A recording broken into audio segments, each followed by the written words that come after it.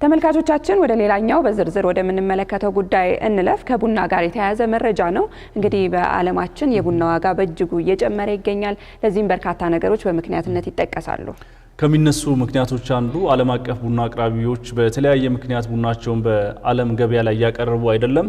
ኢትዮጵያ በዚህ አጋጣሚ ተጠቃሚ መሆን እንዳለባት ይነሳል። ባልደረባችን ከዚህ ጋር በተገናኘ የኢትዮጵያ ቡናና ሻይ ባለስልጣን የሥራ ኃላፊዎችን አናግሮ አጥናፉ አበራ ዘገባ አሰናድቷል። እሱን እንከታተል።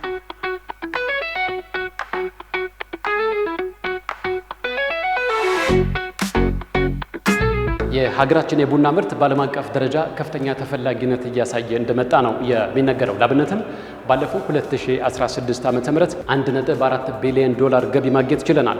በ2017 ዓ.ም ደግሞ ባለፉት 8 ወራት ብቻ 1.22 ቢሊዮን ዶላር ማግኘት ችለናል። ይህ እንግዲህ ወደፊትም ተጠናክሮ እንደሚቀጥል ነው እየተነገረ የሚገኘው። በዛሬው የኢትዮ ቢዝነስ ቆይታችንም እንግዲህ የእስካሁኑ የቡና ምርት ጉዞ እንዴት ያለ ነበረ፣ ወደፊትስ እንዴት ተጠናክሮ ቀጥሎ ማስገኘት ያለበትን ኢኮኖሚያዊ ጠቀሜታ ማስገኘት ይችላል የሚሉትን ሀሳቦች እናነሳለን። የኢትዮጵያ ቡና እንደሚታወቀው ላለፉት 4 ዓመታት በጣም ጭማሪ አሳይተዋል። ከዚህ በፊት የነበረው ችግር የራሱ መዋቅር አልነበረውም። እነዚህ ተግዳሮቶች ደግሞ የሚፈቱበት አቅጣጫ ምንድነው የሚል አቅጣጫ ነው ተቀመጠው። እነዚህ ሁለቱ በመፈጸማቸው የኢትዮጵያ ቡና ምርቱም ምርታማነቱም ግብይቱም ውጤታማ መሆንበት ነው። ወደ ኋላ ተመልሰን እንደው ብናይ በ2008 ደግሞ የተላከው ቡና 198000 ቶን ነው። እዚህ ተነስተን ከ198000 ቶን ወደ 300000 ቶን ገብተናል። ሚሊዮን ቤት ውስጥ ብቻ ነበረ ወደ 500 600 700 ሚሊዮን ብቻ ነው በአመት የምናገኘው። ሪፎርሙን ተግባራዊ ማድረግ ስንጀምር 907 ሚሊዮን ነው ገባ ነው። ከዛ በፊት ግን በጣም ትልቁ 864 ሚሊዮን ነበረ። 2014 500 ሚሊዮን ተጨማሪ አድርገን 1.4 ቢሊዮን አገኘን። ከሚሊዮን ወደ ቢሊዮን የተሸጋገርንበት 2014 ነው ማለት ነው። 2016 ደግሞ 1.43 ቢሊዮን ነው ያገኘነው። 2017 2 ቢሊዮን 400 ሺህ ቶን ቡና በላይ በመላክ 2 ቢሊዮን ዶላር ከዛ በላይ እናገኛለን ብለን እየተንቀሳቀስን ነው ያለነው። እስካሁን ድረስ ይሄንን ስናይ አሁን ያገኘነው 1.226 ቢሊዮን ዶላር ነው ያገኘነው። 2 ቢሊዮኑን በደንብ አድርገን እናሳካለን።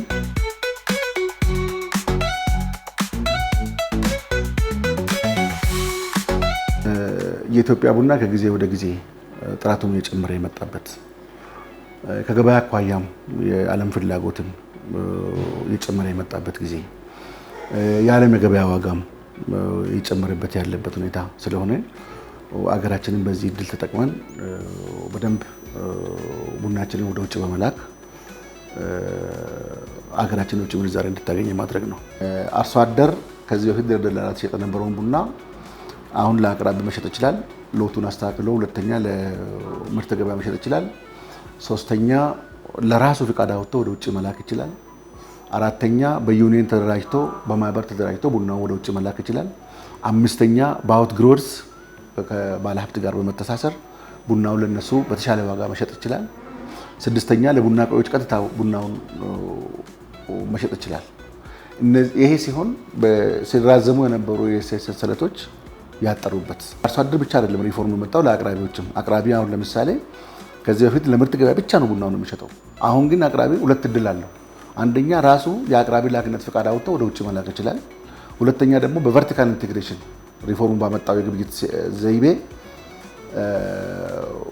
ለላኪዎች በቀጥታ መሸጥበት። አዳዲስ ዝርያዎችን ወደ ማሳ ማምጣት እንዲቻል የተለያዩ ከፍተኛ ምርምሮች ያስፈልጋሉ።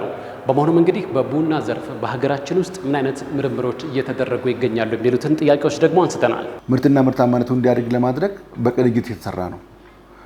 አንዱ ከምርምር ጋር ከዩኒቨርሲቲ ጋር ተቀናጅተው እነዚህ ነገሮች እንዴት መሰራት አለባቸው የሚለውን ነገር እየሄድንበት ነው።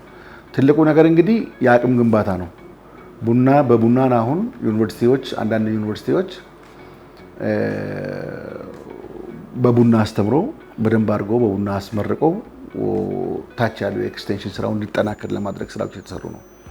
ዲላ ዩኒቨርሲቲ አሁን ይህንን በደንብ አድርጎ በማስተሬት ደረጃ አድቫንስድ አድርጎ አስልጥኖ እያወጣ ነው ያለው። ቦንጋ ዩኒቨርሲቲም እንደዚሁ የጀመሩ አሉ።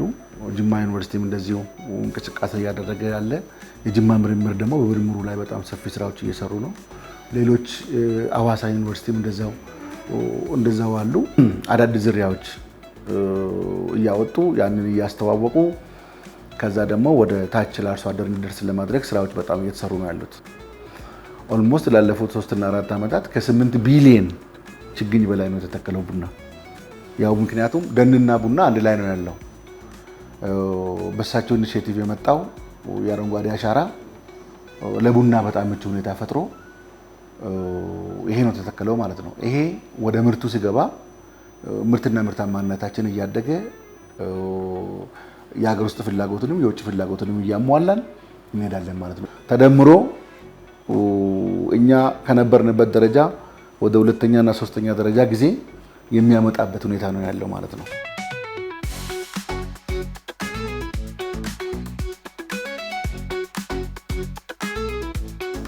ጥራት ብራንድ ነው። ጥራት ራሱ ገበያ ነው። ስለዚህ ጥራት ላይ መስራት አለብን ብለን ላለፉት 3 እና 4 ዓመታት በተለይ ጥራቱ ደረጃው ወደ ውጭ የወጡት በምን አይነት ጥራት ደረጃ ነው የወጡት፣ ችግሩ ምንድነው የሚለው ነገር እያንዳንዱ ለይተን አስቀምጠን ከሚመለከተው አካል ጋር ከአመራር ጋር ከባለሙያ ጋር በጣም ሰፊ ውይይት ሲካሄዱ ነበር።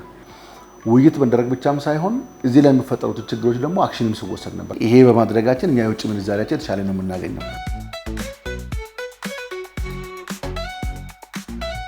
ገበያ ላይ ያስቀመጥነው 2 ስትራቴጂ ነው እንግዲህ ይሄን ጭማሪ። አንደኛው ነባር ገበያ ውስጥ መቆየት አለብን ነው። ነባር ገበያ ውስጥ ለመቆየት ይሄ ጥራት ያለውን ምርታችንን ይዘን ነው። የኛ ቡና በጣም ሼድድ ነው። በፎረስት ውስጥ የሚመረት ቡና ነው። በጥራት የሚመረት ቡና ነው። አረቢካ ቡና ነው። መገኛም ነን የአረቢካ ቡናም ነው።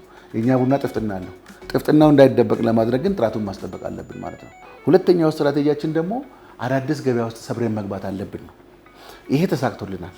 አሁን ለምሳሌ ዩናይትድ አረብ ኤሚሬትስ በዚህ በ8 ወር 6ኛ ላይ ናቸው። ኦልሞስት ወደ 13000 ቶን ቡና ገዝቶናል። ወደ 58 ሚሊዮን ዶላር ነው ገበያ የሰጡን። ቻይና መውሰድ ይቻላል።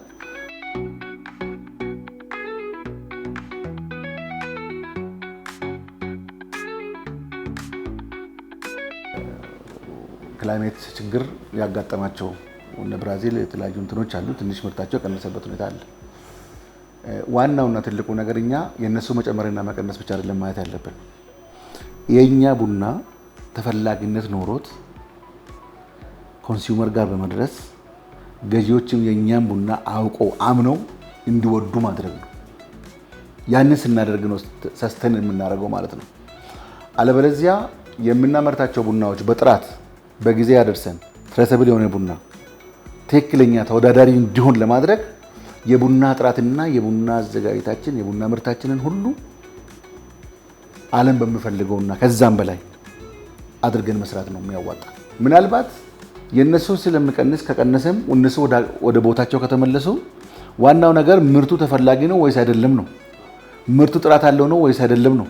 ኮንሱመር ጋር ተፈላጊ ነው ወይስ አይደለም የሚለውን ነገር መስራት ነው። ይሄ ሰፊ ስራ ይጠበቅብናል። ከቅርብ ቀናት ወዲህ እንግዲህ በሀገራችን እንደምናስተውለው መጠነኛ የሆነ የቡና ዋጋ ጭማሪ ይስተዋላል። ለመሆኑ ይህ የቡና ዋጋ ጭማሪ ከምን የመጣ ነው? ምክንያቶቹ ምንድን ናቸው? እንዲሁም ደግሞ ወደፊትስ እጣ ፈንታው ምንድን ነው የሚሉትን ጥያቄዎችም አንስተናል።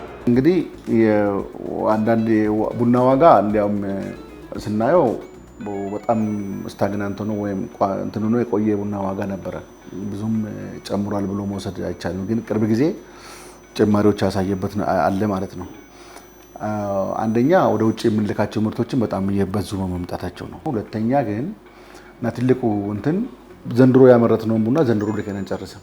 ልክ ታህሳስ አካባቢ ላይ ጥር ላይ አዲሱ ምርት እንገባለን።